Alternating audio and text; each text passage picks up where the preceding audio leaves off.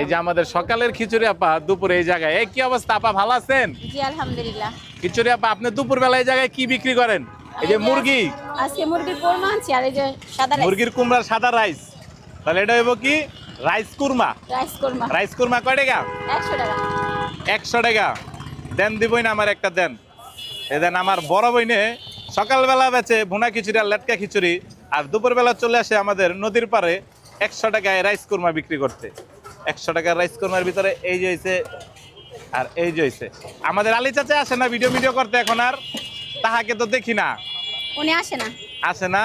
আলী চাচারে দেখি আমার ভিডিওর ভিতরে সবাই খালি লুচ্চা লুচ্চা কমেন্ট করে, এটা কিন্তু খুব কষ্টজনক। চাচাই কিন্তু কালকে এক ভিডিওতে বলছে এটা সে করে না। যাই হোক, আল্লাহ হেরে বাঁচায় রাখুক।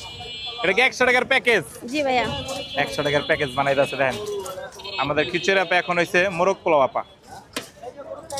ডিম দিয়েন না, ডিম দিলে আবার টাকা বাড়তি না। 120 টাকা। দরকার নাই, দরকার নাই, গরিব মানুষ 100 দিয়ে একটা কিনা খাই।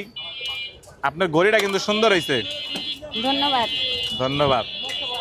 যাক ভালো হইলো, 100 টাকা খাইলাম। আর এই যে আমরা কি খিচুড়ি পাবো না সকালবেলা? ইনশাআল্লাহ ভাইয়া। জোড়া ব্রিজের সামনে প্রতিদিন সকালবেলা খিচুড়ি আপার খিচুড়ি, আর দুপুরবেলা নদীর পাড়ে খিচুড়ি আপার খিচুড়ি। যাক ধন্যবাদ। এই জায়গায় বন্ধ করে দিলাম ভিডিওটা। একটা সালাম দেন। আসসালামু আলাইকুম। আসসালামু আলাইকুম।